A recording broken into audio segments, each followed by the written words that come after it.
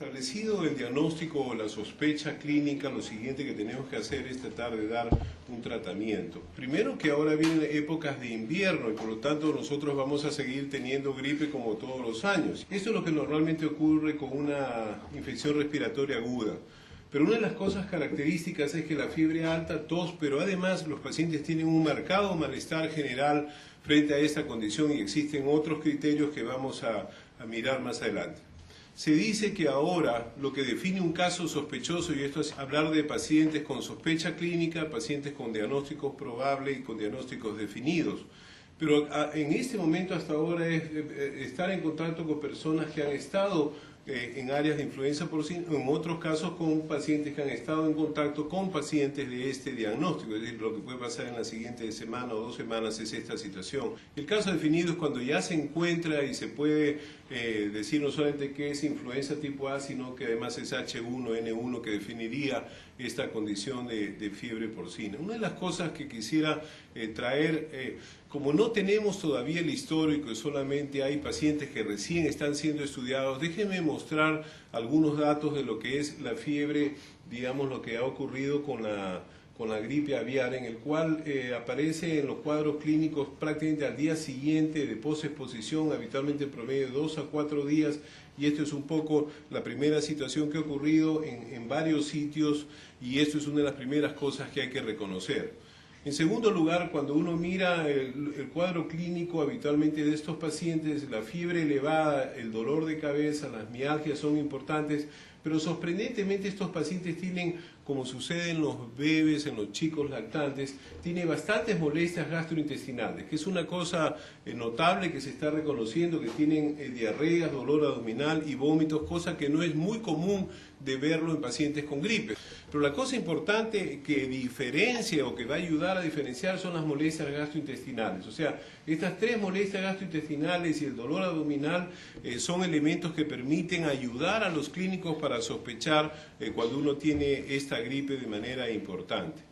Habitualmente la mayoría de pacientes tiene cuadros clínicos, como en toda enfermedad infecciosa, tiene un cuadros clínicos leves y después aparecen ya pacientes con disnea que aparecen normalmente entre el tercer y sexto día. En general se dice que el 5.º día es el peor momento y estos pacientes al comienzo tienen insuficiencia respiratoria y tienen crépitos al examen clínico.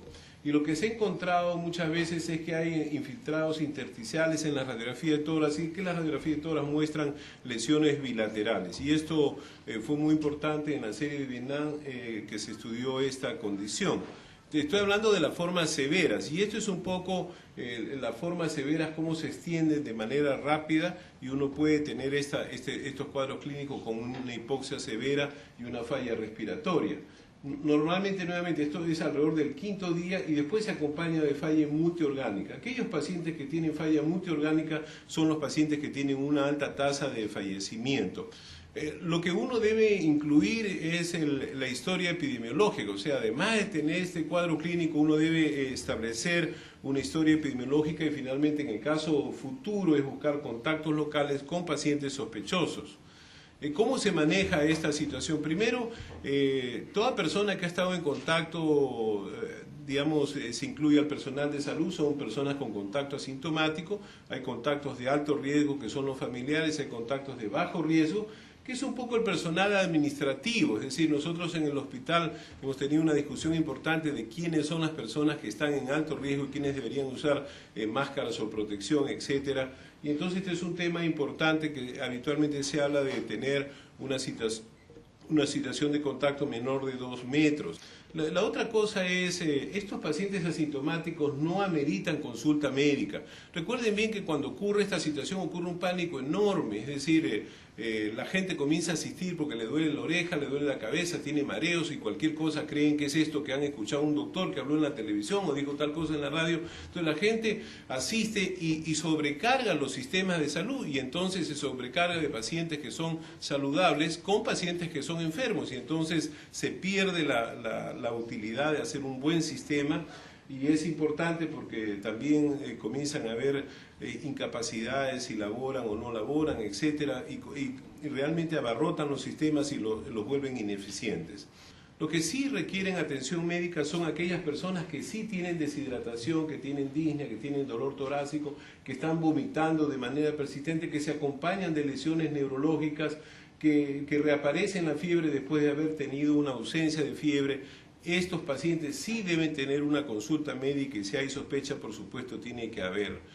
Lo siguiente que se está haciendo es establecer criterios de hospitalización en el primer nivel y entonces una de las cosas que se busca precisamente, hay un dicho que crearon los pediatras en el Perú, cuando uno tiene respiración rápida debe ir rápido al sistema de salud.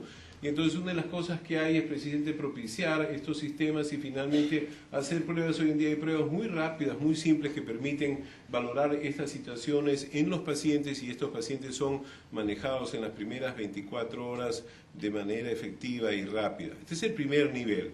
Y entonces este manejo de primer nivel hay que hacer aislamiento, hay que hidratarlo, algunas veces poner oxígeno, monitorear los signos vitales y tomar muestras para influenza en casos sospechosos. Aquí nuevamente nosotros creemos que debemos desalentar el que uno se haga análisis cuando no tiene síntomas. Déjenme decirle lo que pasó hace años en el Perú cuando se insistió en la necesidad de hacer exámenes de esputo a cualquier persona.